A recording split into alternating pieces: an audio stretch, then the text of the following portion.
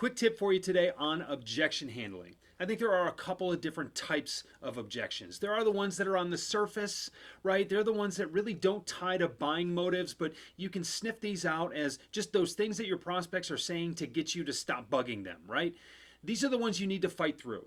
You need to identify what they are, you need to prepare for them, and either you overcome them or you just ignore them and work around them, right? Like, okay, you've given me this objection. I'm going to continue to prospect to you as if you didn't say anything at all because you and I both know this objection doesn't hold water, but I don't know if I've earned the right to really call you out on that just yet. So if it's really an issue, it will continue to become an issue. Let that happen. Right? Beg for that to happen because it'll be the seeds that can grow into a real conversation.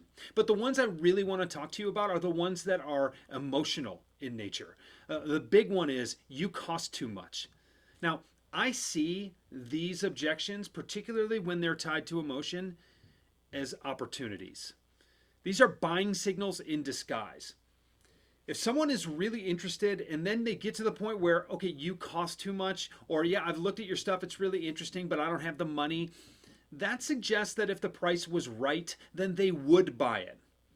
Now, I'm not suggesting that you run to your manager and you try to get a discount. What I'm suggesting is recognize what you have and appreciate the fact that there is some emotional interest. Remember, people buy emotionally, they justify their purchases logically.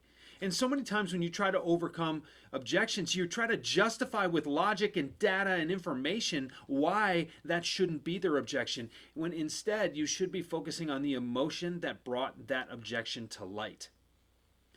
When someone says that you cost too much, it means that they would buy if the price was right, which means they're interested and they have a little bit of context for why you might be valuable.